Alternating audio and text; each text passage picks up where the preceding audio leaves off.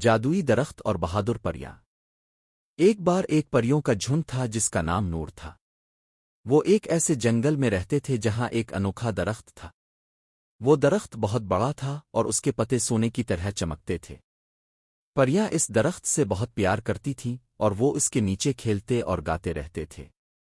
ایک دن ایک برا جادوگر آیا اور اس نے درخت کو اپنے جادو سے بند کر دیا۔ درخت کا رنگ بدل گیا اور اس کے پتے گرنا شروع ہو گئے۔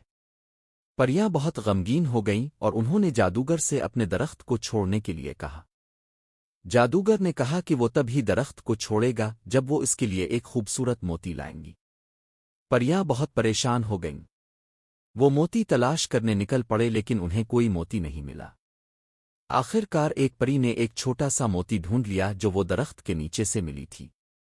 وہ موتی بہت ہی خوبصورت تھا اور اس میں درخت کی چمک تھی۔ پریاں موتی لے کر جادوگر کے پاس گئیں اور اسے دکھایا۔ جادوگر موتی دیکھ کر حیران رہ گیا اور اس نے درخت سے جادو ہٹا کر چھوڑ دیا۔ درخت پھر سے اپنا رنگ بدل گیا اور اس کے پتے پھر سے چمکنے لگے۔